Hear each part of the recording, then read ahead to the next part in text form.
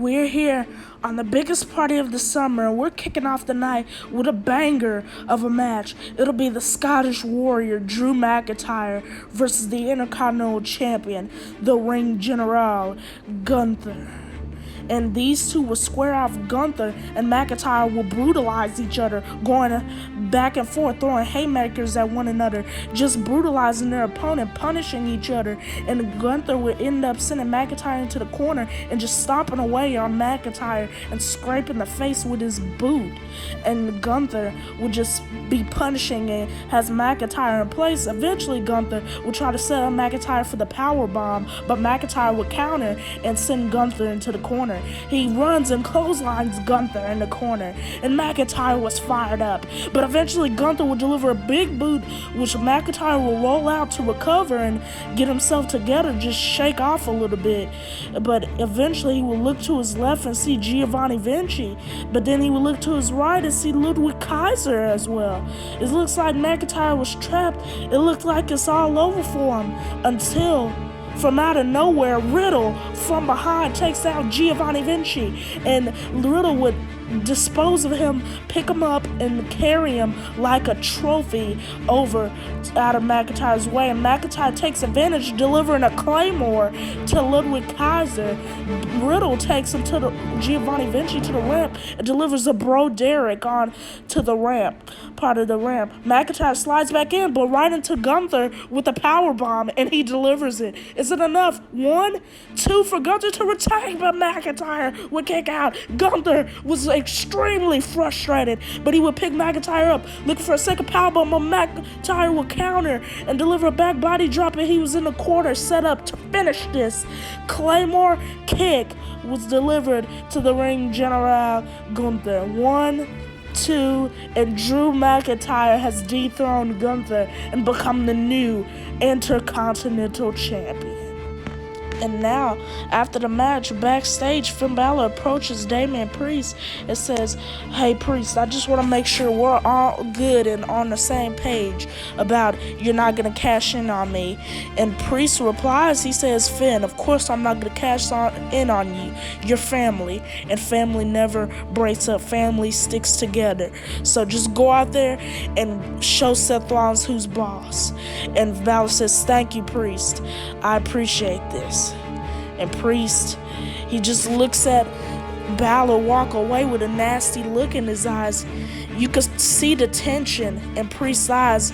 They're not all cool, but we're going to find out in the championship match. But now it was time for an eager Becky Lynch to finish this and settle her beef with Trish Stratus, the Hall of Famer, in one-on-one mano a mano.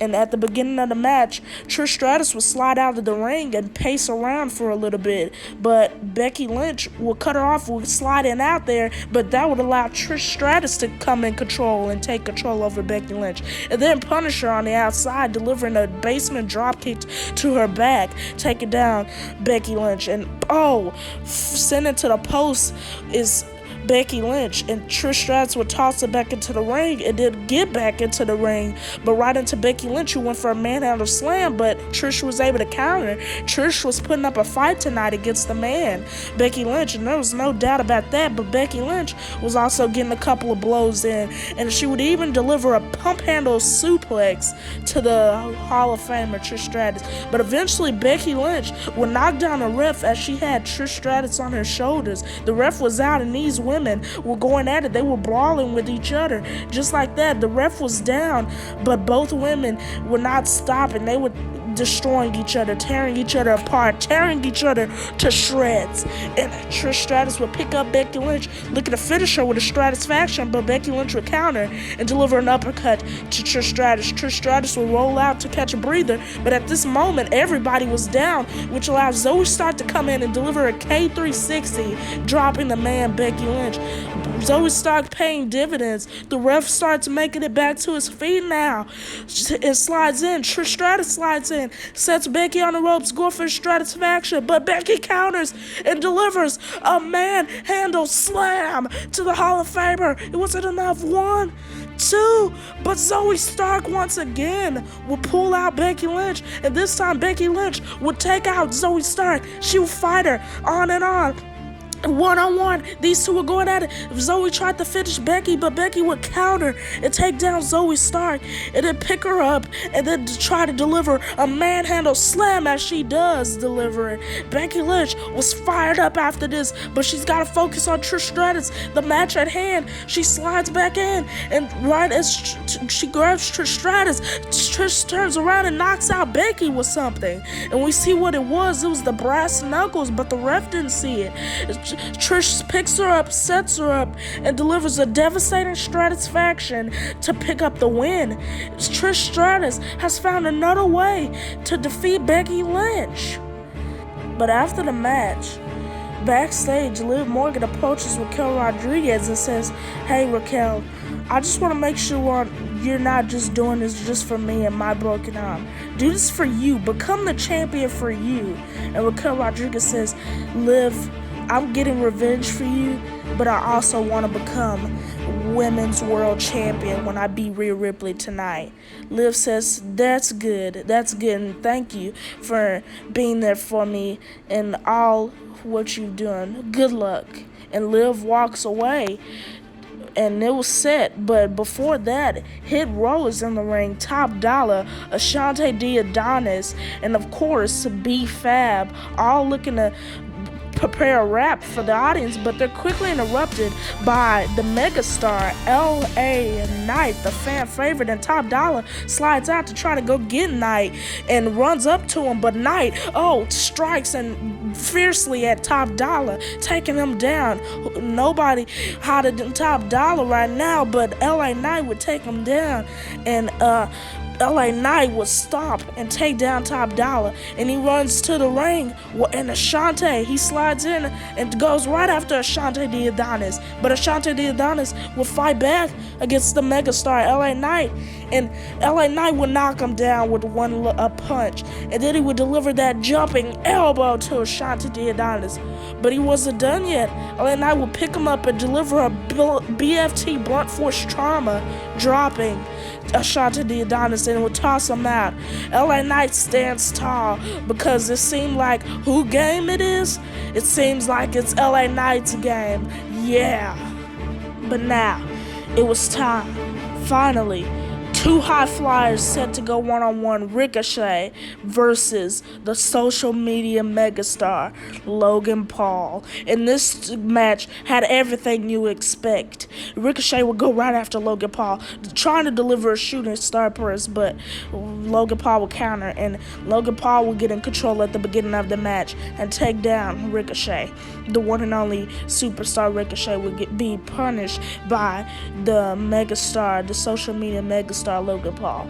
And Logan Paul would try to take down Ricochet, but Ricochet would counter and deliver a pump kick to Logan Paul, and then a shooting star press to follow it up. Is it enough? 1, 2, but Logan Paul would eventually kick out of that, and Ricochet was sending him into the corner, and Ricochet had Logan Paul right where he wanted him. He would dive, but his shoulder on the corner, and he would fight still against Logan Paul, but Logan Paul would move out of the way, and this would allow Logan Paul to get in control as he delivers a signature gut-wrench suplex to Ricochet for the cover. Is it enough to get the win though? 1, 2, but no, it was not enough to put away Ricochet that easily, and eventually Logan Paul would clear off the announcer's table, but as he turns around, Ricochet's charging at him and delivers a token high-low to the outside. Ricochet was fired up, and the fans were cheering loud as they were cheering Ricochet,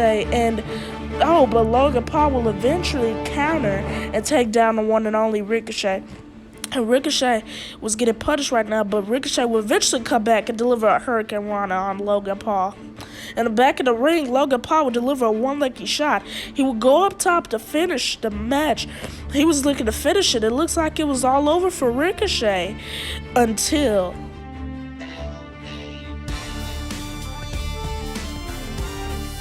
Ricochet hops up onto the top and delivers an avalanche hurricane Ronda, taking down Logan Paul.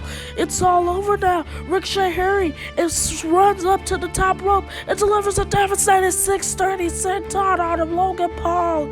And Ricochet will pick up the win against Logan Paul. Ricochet has done it. He is the only megastar standing. But now it is time. Ronda Rousey versus her old friend Shayna Basler.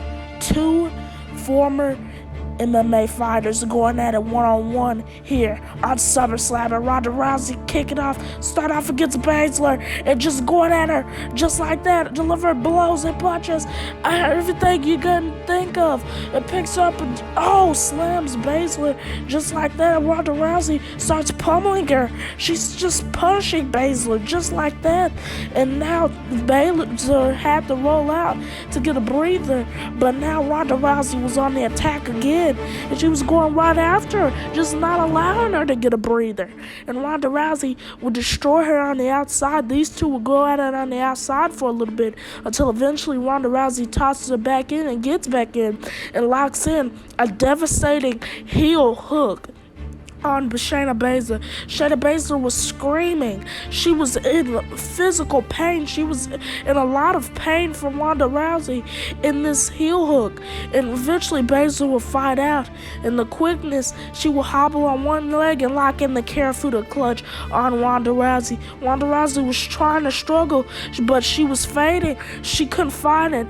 And eventually Ronda Rousey would pass out, giving Shayna Basler the victory over her tonight. But now, it was finally time. Women's World Championship on the line. Raquel Rodriguez versus the Nightmare, Rhea Ripley, the Eradicator, Mommy. And these two will go right at it, going after each other just like that. These two, were punishing each other. They wanted to hurt each other physically as Rhea Ripley injured Raquel Rodriguez's best friend, Liv Morgan, in the past. And Raquel was showing off her strength. She would eventually hit a Tahana bomb, planting the Eradicator Rhea Ripley, but was it enough to get the championship? 1, 2, to become the champ? No.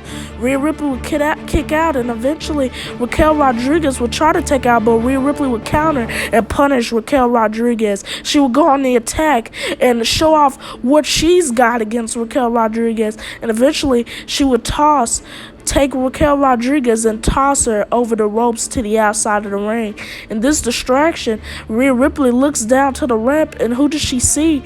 She sees Liv Morgan running down with a chair, coming to the aid of her friend, Raquel Rodriguez.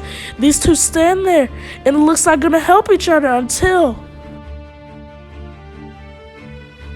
Liv Morgan has just whacked Raquel Rodriguez with a chair, and she hits another one, hits her again, and hitting her again and again. And Liv Morgan has just punished her. What is she doing? She's got the devil in her eyes. She picks up Raquel and tosses her back into the ring, feeding her to Rhea Ripley, and Liv Morgan just walks away, not even watching. Rhea Ripley picks her up and delivers a devastating riptide to Raquel Rodriguez, and Rhea Ripley would retain her Women's World Championship thanks to the help of Liv Morgan tonight. And now, it was finally time. The match a lot of people's been waiting for. Finn Balor versus the visionary Seth freaking Rollins for the World Heavyweight Championship. And this match will be everything you would expect from two high athletic superstars like Balor and Rollins. Rollins would take off at the beginning, taking out Balor, but Balor would eventually come back against Rollins and send him into the corner just like that. And Balor would set Rollins on the top and did even try to deliver something, some superplex or some avalanche maneuver that Balor was looking to deliver. And would he connect it? He actually does connect it. A suplex off to Rollins, and Rollins will roll out to get a breather and disallow Balor to come in control, but Rollins will grab the legs and pull him outside the ring. Just like that, he would get on the apron and deliver an apron knee to Balor, and eventually Rollins would pick up Balor in powerbomb position and powerbomb him onto the table. Balor was getting punished right now by Rollins, and eventually Rollins throws him back into the ring after he gets into the ring and delivers a Falcon Arrow onto Balor to wear him down a little bit, but then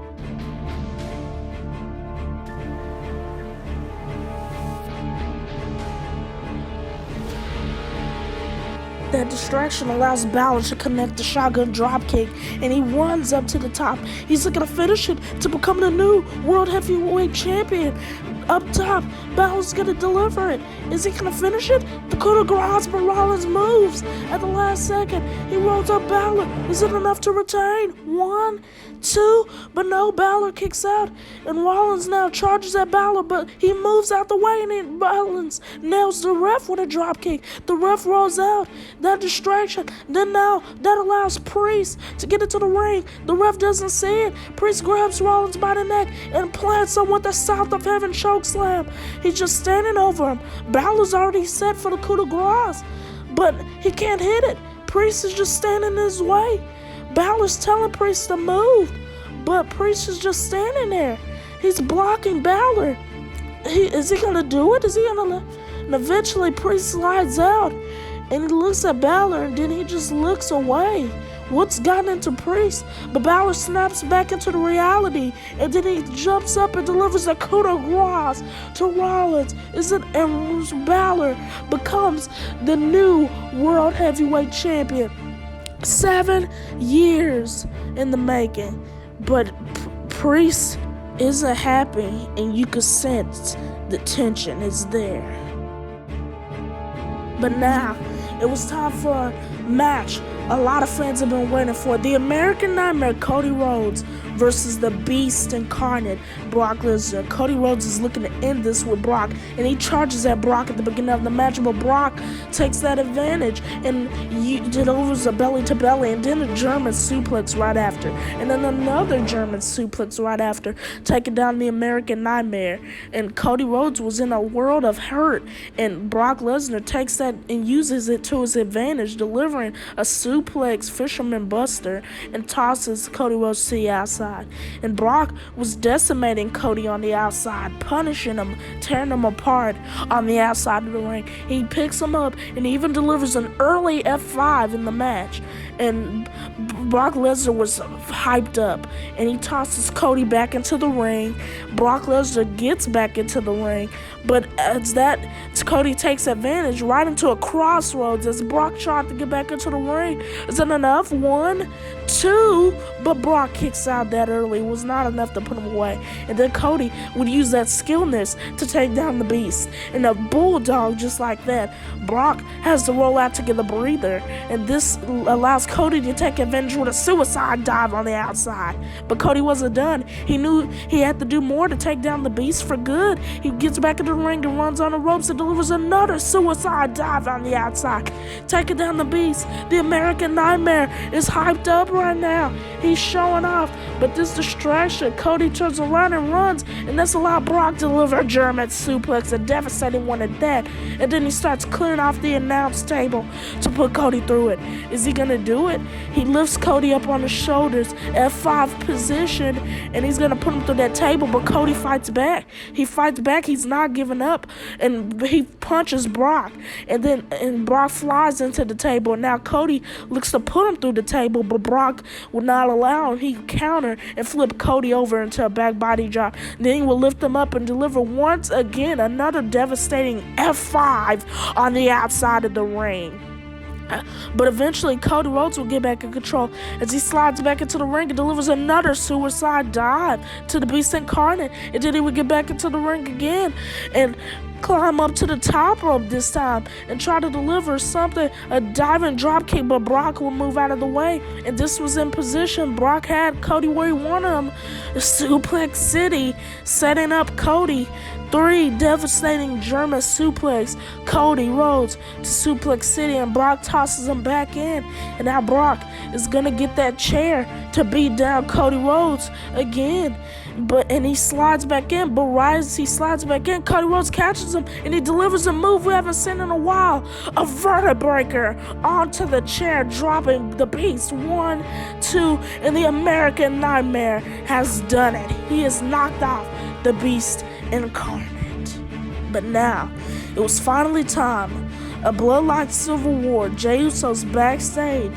Sami Zayn approaches him before the match and says, "Hey, looks like we're in the same boat now, huh?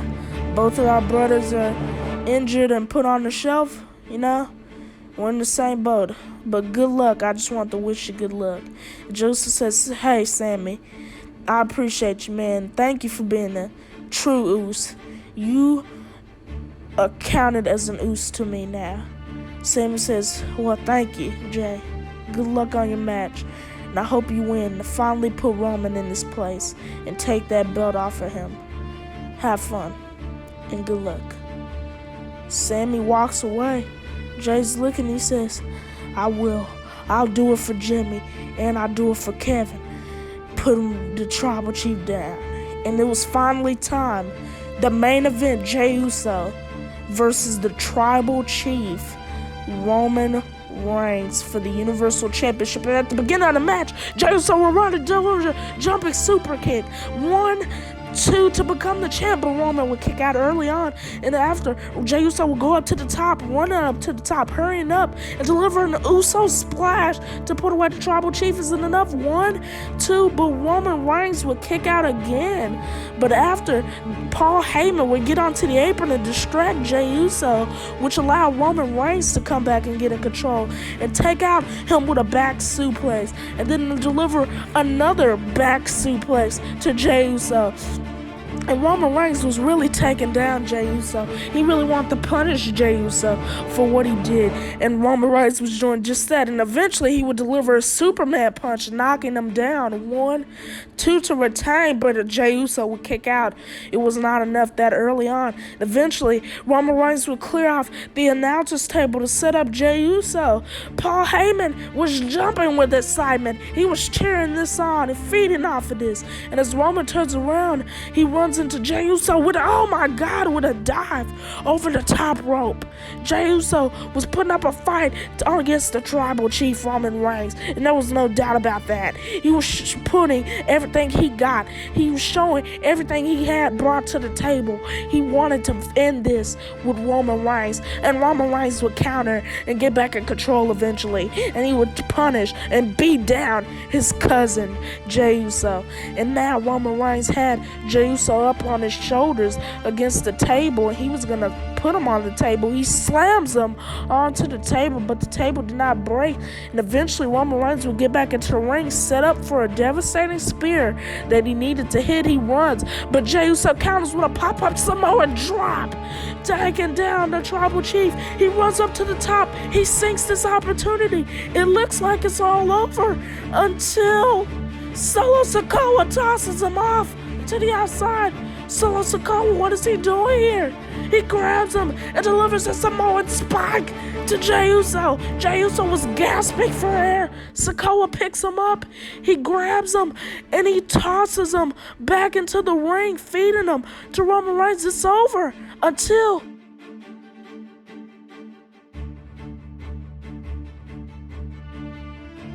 it's Rikishi, and he's face to face with his son, Solo Sikoa. And Sikoa just looks at him. And Rikishi actually says something. He says, "Son, please don't do this. Make the right decision, please." And Sikoa's just staring. He doesn't know what to say. He's speechless. He's just standing there with a blank stare. And Roman Reigns says, "Hit him! Make your decision now!" And Sikoa does, as he delivers a Samoan spike to his father, taking him down.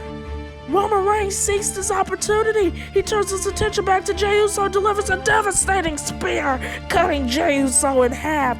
And he was gasping for air, grabbing the rib cage. But Roman Reigns wants to send one final message. He picks up Jey Uso, and now he locks in the guillotine, choking out Jey Uso. Jey Uso's grasping for air. He's trying to fight it, but eventually The pressure was too much and he would pass out, giving Roman Reigns the win, and he would retain his Universal Championship. The Tribal Chief stands tall and he ends this for good.